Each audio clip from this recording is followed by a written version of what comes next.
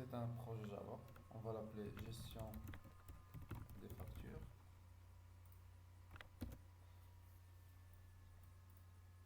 Et on va créer l'interface. Donc l'interface, c'est elle qui va contenir à la fois tous les éléments qui permettent de générer la facture. Donc on va créer une Node.js form. On va l'appeler accueil.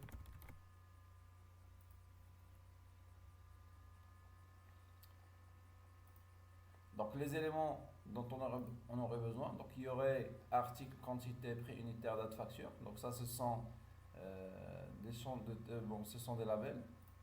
Donc la première des choses, on va ajouter les labels dont on aurait besoin.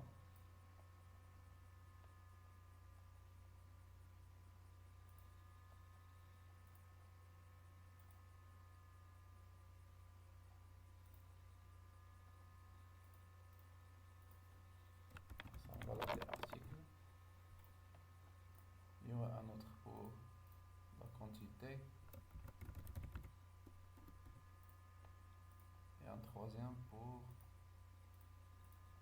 le prix unitaire. Bon, pour la date, on va la garder pour la suite. Donc, il y aurait des champs de saisie. Donc, pour l'article, puisque c'est un texte, c'est un nom d'article. Donc, on va supposer que juste à côté, il y aurait un champ de texte. Maintenant, pour la quantité, pour ne pas avoir des valeurs qui sont erronées, donc on va obliger l'utilisateur à saisir une valeur qui est entière et qui est supérieure à 1. Donc, c'est la raison pour laquelle on va utiliser un spinner. Donc, le spinner, l'avantage du spinner, c'est que ça permet de limiter les valeurs qui peuvent être choisies par l'utilisateur. Et donc, dans propriété et dans le modèle, donc le type des valeurs qu'on va choisir, ce sont des nombres, ce sont des valeurs de type integer. L'initiale valeur, donc on va dire que c'est 1. Le minimum de même, on va dire que c'est 1, c'est-à-dire on ne peut pas avoir une quantité qui est inférieure à 1. Il n'y aurait pas de maximum, et donc le step size, à chaque fois qu'on va cliquer sur la flèche, il va l'incrémenter de 1. C'est-à-dire que on ne peut pas avoir une valeur qui est inférieure à 1, on ne peut que incrémenter la valeur de 1. Maintenant pour le prix unitaire, on va mettre un champ de texte tout en vérifiant est-ce que la valeur que l'utilisateur va saisir, est-ce que c'est une valeur qui est numérique. Bon, juste à côté, on va mettre l'unité.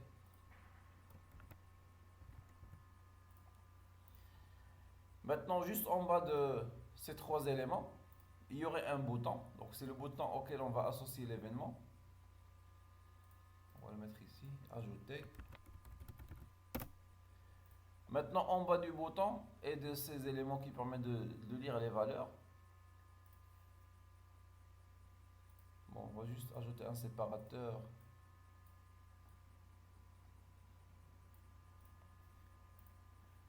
Maintenant, le tableau, on va le mettre dans un panneau. Donc, on va voir par la suite pourquoi on va le mettre dans un panel. Parce que lorsqu'on va imprimer, on va imprimer tout le contenu de ce panel-là. Donc, on va ajouter le panneau. Et à l'intérieur du panneau, on va mettre par exemple le tableau. Bon, juste pour localiser le panneau dans la fenêtre, donc on va changer son arrière-plan. Bon, on va le mettre dans une autre couleur. Comme ça, on va saisir la différence entre les deux. Donc ça, c'est le panneau, c'est le panel qui est inclus à l'intérieur de la fenêtre. Et lorsqu'on va ajouter le tableau, voilà, GTable, on va la mettre à l'intérieur du panel.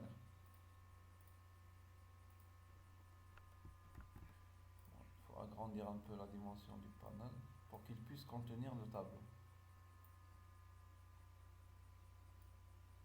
De telle sorte, lorsqu'on va ajouter le tableau, voilà, donc on va le retrouver à l'intérieur.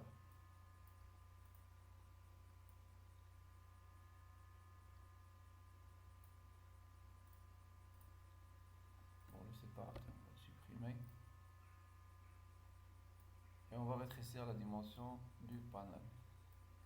Maintenant, pour modifier les informations sur le tableau, on ne va pas les modifier d'une manière qui est statique, directement à travers l'interface, mais la modification, ça va se faire du côté du code. Maintenant, qu'est-ce qui doit se faire? C'est comment on va modifier le contenu du tableau.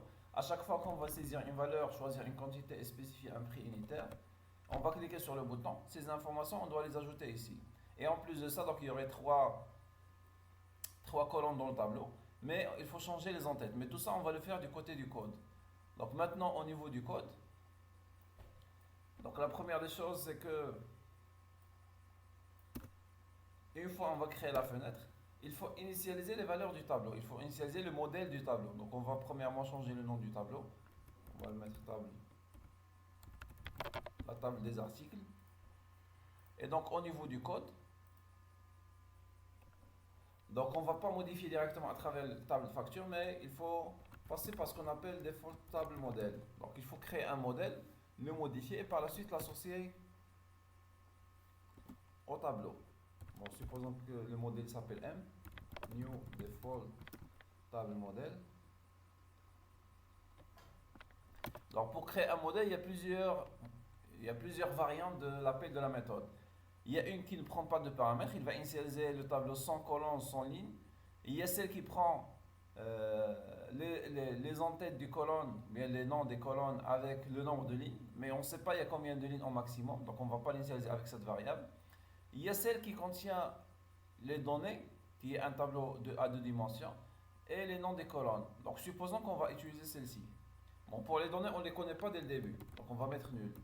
Et pour les noms des colonnes, donc il faut les mettre dans un tableau. C'est pourquoi on va initialiser un tableau de chaîne de caractères, avec les variables, avec les valeurs qu'on va saisir. Donc, comme nom de la première colonne, on va mettre nom article. Pour la deuxième, on va l'appeler, donc au lieu de title 1, title 2, title 3, donc on va mettre plutôt la quantité, ou bien prix unitaire. Là, on va mettre la quantité, et là, on va mettre le prix total. Donc, ce sont les valeurs qu'on va spécifier dans la construction du modèle. Donc, le premier, on l'a appelé article. Le deuxième, bon, supposons que c'est quantité, pour suivre le même ordre. Le troisième, c'est prix unitaire. Et le quatrième, c'est prix total.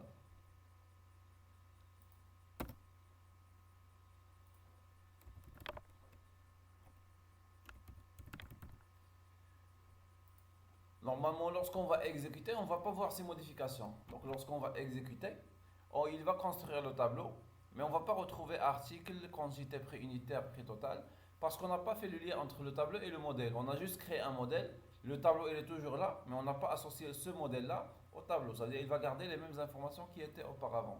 C'est la raison pour laquelle, donc la dernière des choses, ça devrait être table, le nom du tableau, point set modèle, et on va y mettre le nom du modèle M qu'on vient de construire. Donc là, lorsqu'on va exécuter, voilà, on va retrouver qu'il a changé les en-têtes des colonnes avec article, quantité, prix unitaire et le prix total.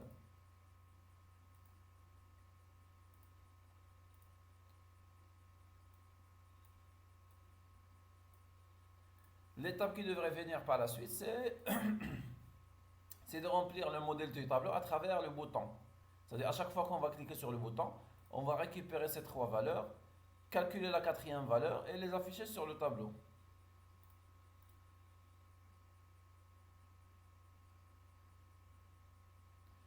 Donc dans ce cas-là,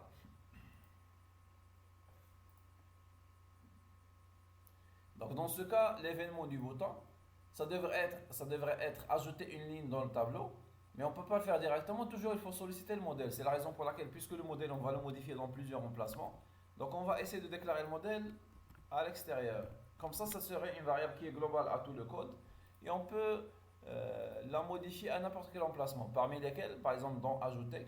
Bon, déjà, on va commencer par renommer ces noms. Donc là, on va l'appeler texte article.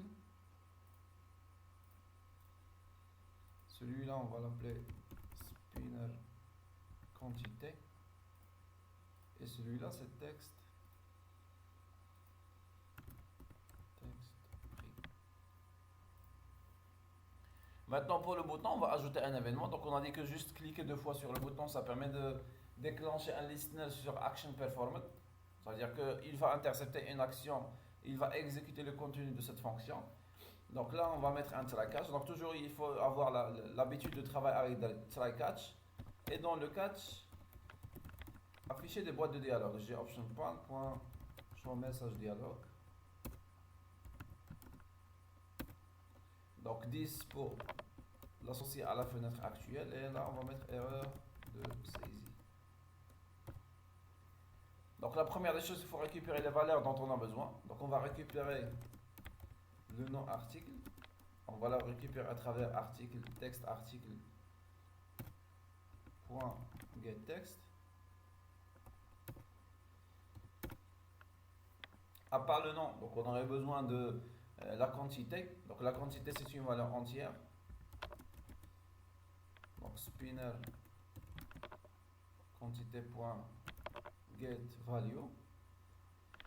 Donc pour le texte c'est getText, pour le spinner c'est getValue parce qu'on n'a pas saisi du texte, mais on a plutôt choisi une valeur. Donc dans ce cas c'est getValue. Sauf que getValue il permet de récupérer un object parce que le spinner il peut contenir plusieurs types. Il peut contenir des doubles, des integers, des chaînes de caractères. Donc c'est pourquoi on va récupérer un integer, un object, mais il faudrait le caster vers un entier.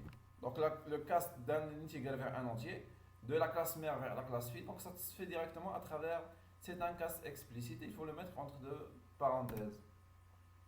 Et la dernière des choses, donc c'est le prix. Bon, le prix ça peut être double, prix article. Donc de même, il a fallu le récupérer à travers texte prix. Point. De même, on a saisi du texte, donc c'est getText. Sauf qu'ici, c'est une chaîne de caractères. Et le prix, c'est un double. Donc c'est la raison pour laquelle il faut passer par une fonction de parse. C'est pas la même chose que de passer d'un object vers un integer. C'est pas un cas explicite. Mais il faut passer par une opération de parse. Donc dans ce cas, on va solliciter la méthode parse double qui se trouve dans double. On a récupéré les trois valeurs. Par la suite, on va calculer le prix total qu'on va afficher sur la quatrième colonne. Donc c'est la quantité multipliée par le prix de l'article. Et par la suite, on a récupéré les quatre valeurs. On va les ajouter dans le modèle. Donc M.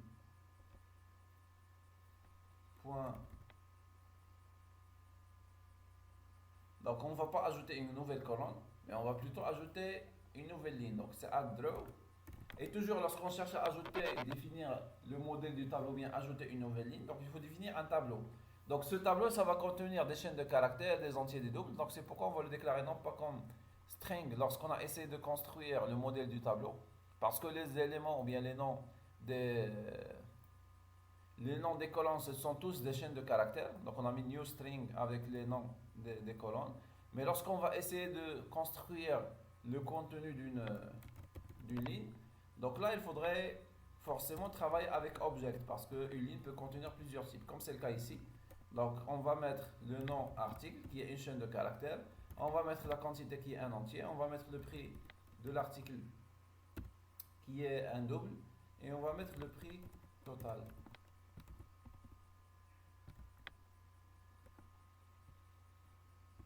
Donc lorsqu'on va exécuter,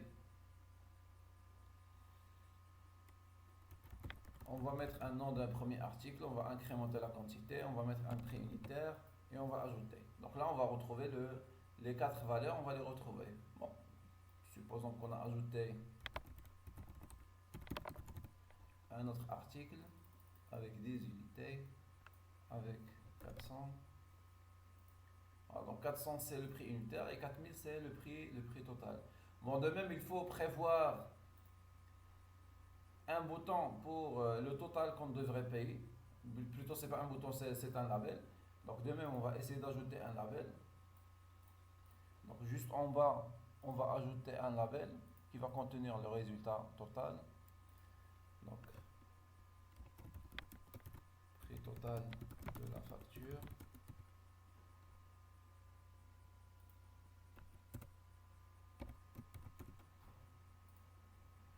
Ce label, on va l'appeler texte label prix total.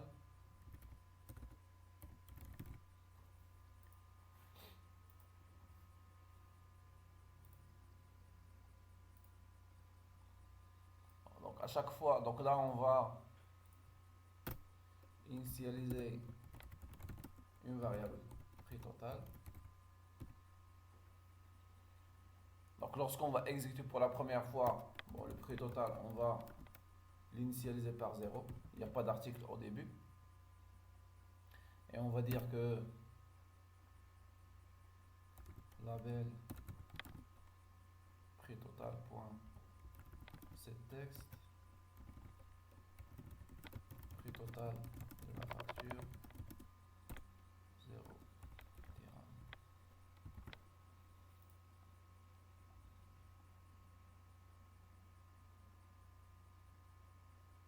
Donc ça c'est avec des minuscules. Donc on a initialisé et à chaque fois qu'on va cliquer sur le bouton, à chaque fois qu'on va ajouter une ligne, donc il faut mettre à jour la valeur du prix total. Donc prix total va recevoir l'ancienne valeur de prix total à laquelle on va ajouter le prix T. Et on va mettre à jour le contenu du label. Label prix total.setText. Prix total de la facture. On va le concaténer avec prix total. Et on va le concaténer avec l'unité. Et on va essayer de retester.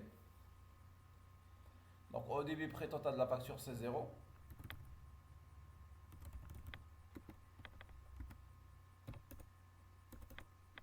On va ajouter un premier article, on va ajouter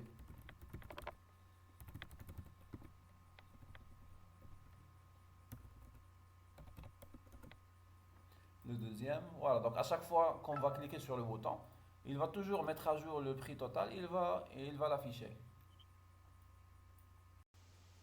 Donc pour cette deuxième partie, il faut prévoir un bouton qui permettrait de supprimer un élément tableau si jamais on va se tromper. Donc c'est la raison pour laquelle on va le mettre ici. On va mettre un bouton pour supprimer une ligne du tableau, de telle sorte lorsqu'on va sélectionner une ligne qu'on avait ajoutée, et on va cliquer sur supprimer, donc ça va supprimer cette ligne. Donc maintenant pour l'événement du bouton supprimer, donc la première des choses, il faut savoir quelle ligne on doit supprimer, et on va la supprimer depuis le modèle. Donc la première des choses, il faut récupérer l'indice de la ligne sélectionnée. Donc il y a une méthode qui permet de le récupérer directement. Donc la méthode getSelectedIndex, plutôt getSelectedRow. Donc ça permet de récupérer l'indice de la ligne sélectionnée. Sinon il va retourner -1. Donc là on va prévoir deux cas. Si le i est égal à -1, ça veut dire qu'on n'a pas cliqué sur une ligne dans la table. Il y a le else. Donc pour le else, ça veut dire qu'on a cliqué sur un élément de la table. Donc dans ce cas, il faut supprimer la ligne sur laquelle on a cliqué. Donc il faut le supprimer depuis le modèle. Donc m.removeRow et on va lui donner le i. Mais il y a aussi un problème qui se pose, c'est que lorsqu'on va supprimer une ligne, il faudrait même soustraire le prix qui était là. Il faut le soustraire du prix total de la facture. Donc avant de supprimer, il faut récupérer prix de l'article supprimé. Donc là, on doit le récupérer depuis table article. Get value at. Donc get value at, on doit donner le nom, l'indice de la ligne et l'indice de la colonne. Bon, pour l'indice de la ligne, c'est le i. Et pour l'indice de la colonne, donc c'est le quatrième élément. Donc on est sûr qu'on veut le récupérer depuis le quatrième élément. Donc c'est la raison pour laquelle on va spécifier comme quoi c'est la troisième colonne. Et on va mettre à jour. Alors getValueObject, donc toujours il faut la convertir avec un cast explicite. Et comme ce qu'on a fait dans le bouton ajouter, il faut le refaire dans le bouton supprimer. On va soustraire le prix de l'article supprimé. Et de même, on doit mettre à jour le contenu du label. Voilà. Donc on va tester. Alors, lorsqu'on exécute, on va ajouter des articles.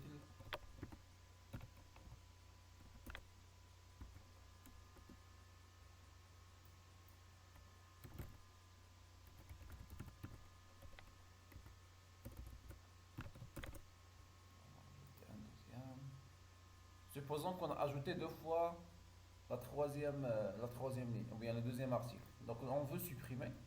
Voilà, on va juste cliquer. Et ça permet à la fois de supprimer la ligne.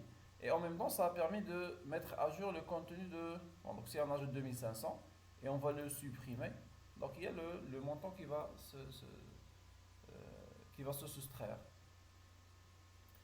Supposons qu'on n'avait pas sélectionné une ligne. Donc là, on va prévoir à l'utilisateur comme quoi il peut saisir un indice de ligne à sélectionner, à supprimer. Donc là, on va mettre ou bien ligne à supprimer. Et on va lui donner la possibilité de le saisir à la main. C'est-à-dire que la suppression, soit ça va se faire à travers la sélection, soit à travers la saisie. Texte, ligne, supprimer.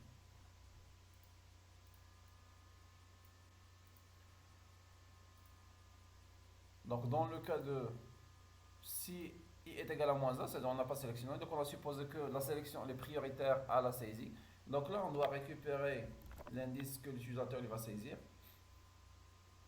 Donc int indice est égal texte ligne supprimer point get text, bien sûr avec une opération de cast. Donc là, int chaîne de caractères vers int, donc c'est l'opération de parse int.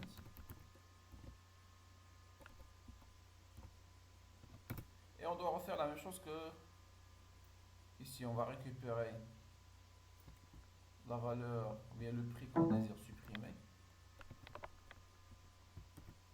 Et on va le soustraire.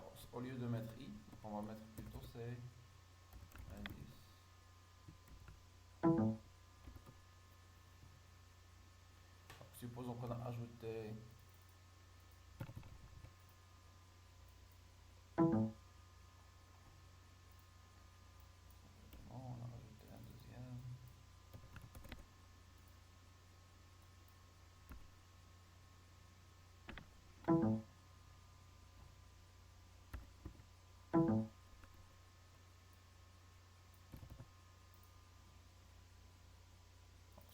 Supposons qu'on l'a ajouté plusieurs fois.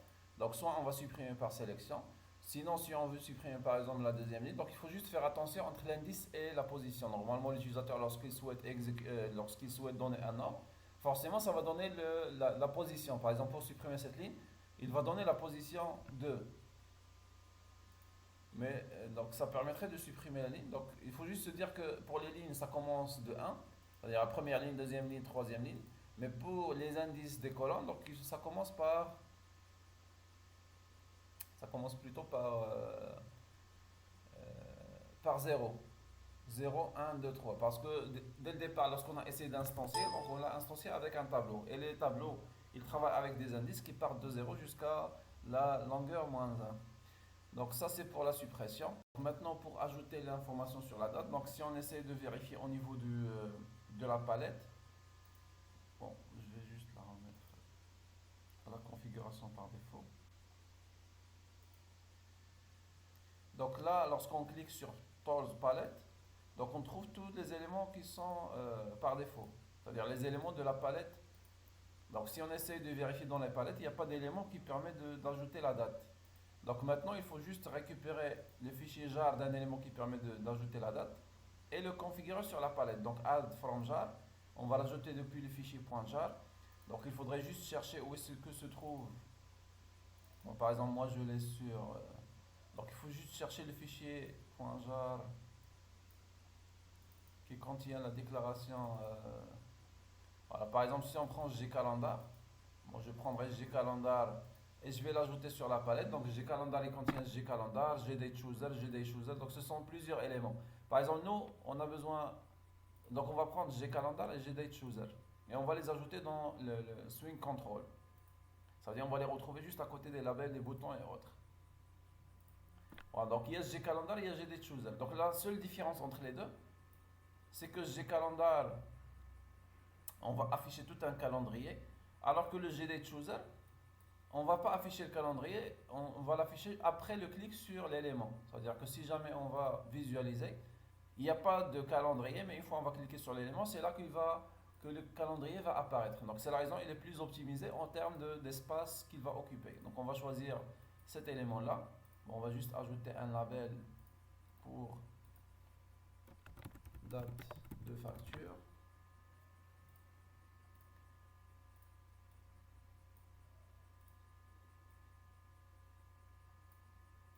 Alors on va supposer que ça c'est la date de facture.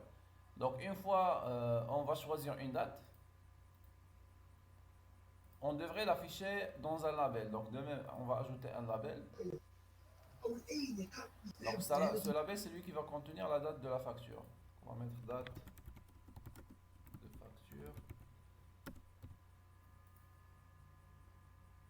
Donc on va ajouter un événement de telle sorte à dire qu'une fois on va choisir une date,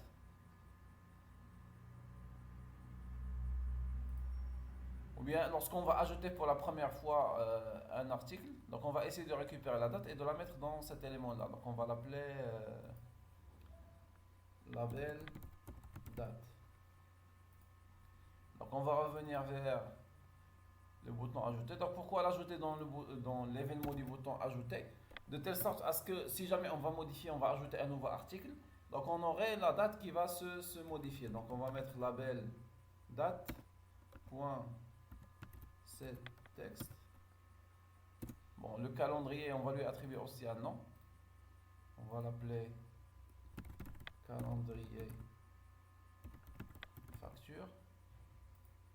Et donc une fois on va cliquer sur le bouton, donc on va récupérer calendrier facture.get. Donc il y a getDates qui permet de retourner une date. Normalement une date, on va juste la convertir vers une chaîne de caractères pour qu'elle puisse être affichée. Et donc lorsqu'on va tester, donc on va ajouter un article, on va spécifier son prix. On va prendre une date, par exemple on va prendre la date du jeudi dernier, et on va ajouter. Donc là, il va afficher la date. Bon, on peut s'intéresser, prendre juste la date, on peut la formater. Donc on peut éliminer la partie temps et garder juste la partie de la date. Donc on peut garder toutes les informations qui sont à l'intérieur. Donc maintenant, puisqu'on l'a mis à l'intérieur du bouton ajouter, si on va la modifier, et on va ajouter un deuxième article, donc la date aussi va se modifier. C'est la raison pour laquelle on l'a mis dans l'événement du bouton ajouter, de telle sorte à dire que à chaque fois qu'on va ajouter un article, on va vérifier est-ce que c'est la valeur ou bien la date qui a été spécifiée dans le dernier article. Maintenant pour la dernière partie, donc c'est là qu'il faudrait ajouter la partie dans laquelle on va afficher l'image, dans laquelle on va visualiser une image pour afficher la signature. Donc on devrait la charger à travers un fichier, une image. Et le dernier bouton, c'est pour imprimer. Donc c'est la raison pour laquelle, à l'intérieur du label, puisque même la signature devrait être imprimée, donc on va ajouter, bon, à l'intérieur plutôt du panel, on va ajouter un label. Donc pour afficher l'image, on a besoin d'un label. Donc c'est le label qui va contenir l'image. Donc on va juste l'agrandir un peu. On va éditer son texte, il n'y aurait pas de texte à l'intérieur. Et on va juste ajouter les bordures, comme ça on va le localiser dans le panel. Donc on va chercher border. Donc dans border, on va choisir une bordure, on peut même modifier les valeurs, les propriétés de cette bordure. Donc ça c'est pour la signature. On va prévoir deux boutons, un bouton pour charger l'image. Bon, supposons que le bouton il ne va pas s'imprimer, donc on va le mettre à l'extérieur. Charger image, bien charger signature. Et un deuxième bouton, ça permettrait d'imprimer. Ça c'est charger signature.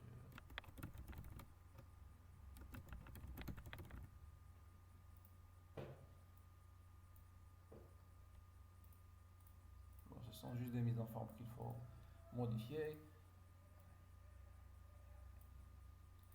Donc ce qu'on va essayer de faire par la suite, c'est commencer par charger l'image. Donc l'événement de charger l'image, donc ça on va l'appeler label signature. Donc le fait de cliquer sur charger image, donc la première des choses, bon, toujours avoir le réflexe de mettre un try catch avec un JOption pan. Bon, on l'a pas mis dans l'événement précédent, mais bon, JOption pan.show message dialogue associé à la fenêtre courante et erreur chargement signature. Maintenant, ce qu'il faut faire à l'intérieur de l'événement du bouton, la première des choses, il faut ouvrir un navigateur de fichiers ou bien un gfile chooser. Donc on va construire un gfile chooser égal à new gfile chooser. Bon, il y a plusieurs versions pour instancier le gfile chooser, soit à travers un emplacement, soit à travers un chemin. Nous, on va le construire juste avec le constructeur par défaut. Par la suite, on va essayer de l'afficher. Donc f.showDialog. De même, c'est comme le gOptionPan, on va l'associer à la fenêtre et on va afficher le texte du bouton. Par exemple, charger signature. Voilà, ça permettrait d'afficher la boîte de dialogue avec l'arborescence des fichiers de la machine avec le bouton pour charger la signature. Par la suite, on va récupérer. Donc, lorsqu'on met Show Dialog, la fenêtre elle est bloquée. Mais quand est-ce qu'on va passer à l'étape suivante? C'est lorsqu'on va valider. C'est lorsqu'on va cliquer sur le bouton qui contient le texte chargé image. Donc, c'est là qu'on va récupérer un objet de type file. Donc, on va récupérer le fichier. Donc, f.getSelectedFile.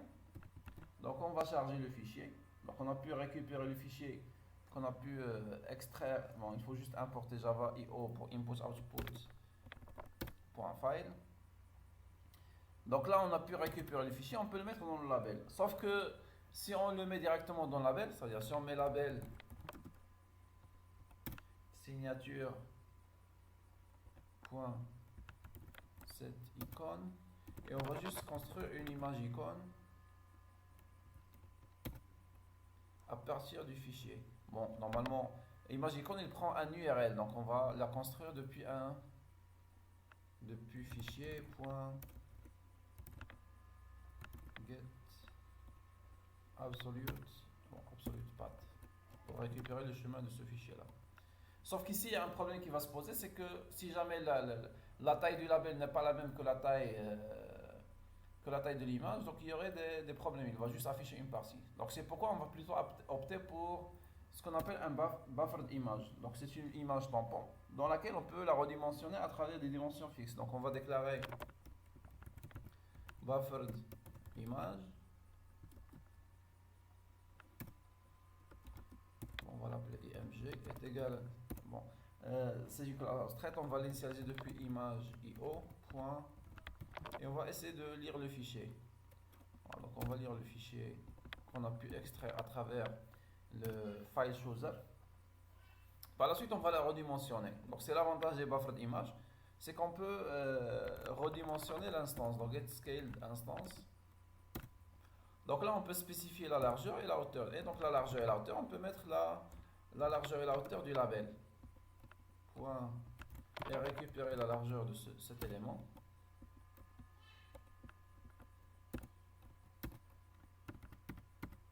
La même chose pour récupérer la hauteur de cet élément. Et le dernier élément, donc c'est l'algorithme qui est utilisé pour redimensionner l'image. Parce qu'il y aurait des pertes si jamais la dimension du fichier est supérieure largement à la dimension de label. Donc il y aurait des pertes. Donc c'est là qu'il faut juste spécifier un algorithme. Bon, il y en a plusieurs. Bon. Donc il y a plusieurs algorithmes. On va choisir par exemple Scale Smooth. Et donc lorsqu'on a pu redimensionner le fichier avec le buffer image, donc là on va construire une image icône, pas à travers directement le fichier, mais plutôt à partir de l'image tampon.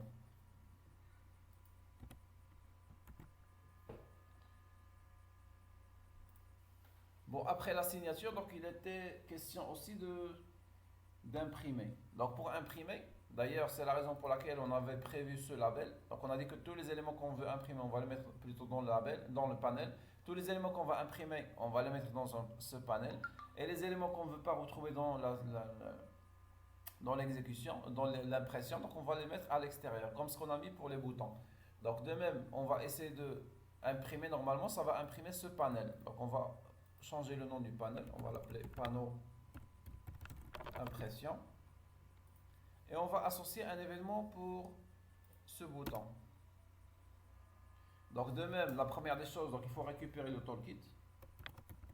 Donc le toolkit c'est comme un kit par défaut. Donc c'est comme l'intermédiaire entre le software et le hardware. Par exemple, si on veut récupérer la résolution de l'écran, donc on doit passer par le toolkit. Donc la même chose pour imprimer, donc on va passer par le toolkit. On va récupérer le toolkit par défaut. Get default toolkit.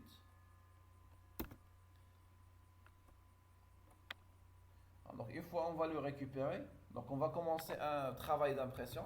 Print job, on va appeler PG. Donc on va l'initialiser à travers le kit qu'on a pu récupérer, le kit par défaut. Point get print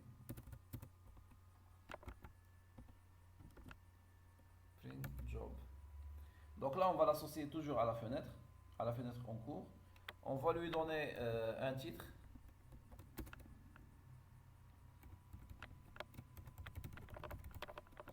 Et si jamais on a un fichier de propriété, on va le spécifier. Sinon, si on ne l'a pas, on va modifier les propriétés depuis l'interface d'impression. Donc, on va mettre pourquoi c'est nul. Donc, il faut importer print job.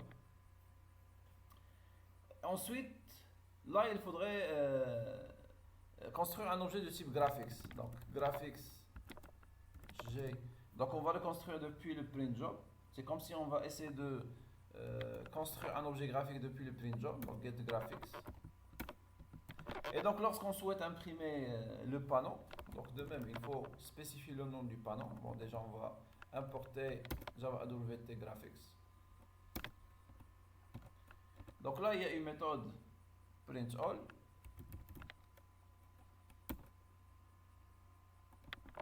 Voilà, c'est comme si on va prendre tout le contenu du panneau, on va l'imprimer dans un objet graphique, le J. Et donc ça permettrait d'ouvrir la fenêtre d'impression et ça permettrait d'afficher ou bien d'imprimer le contenu du panneau dans le dossier, dans un fichier ou bien dans un papier si jamais on a accès à une imprimante. Et là on va arrêter le travail d'impression.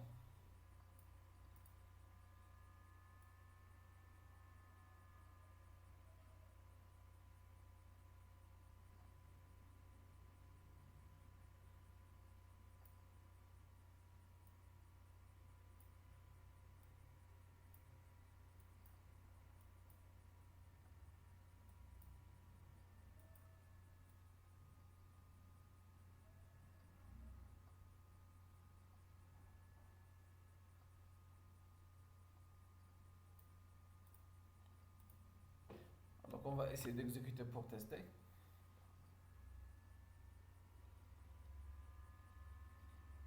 On va charger une signature.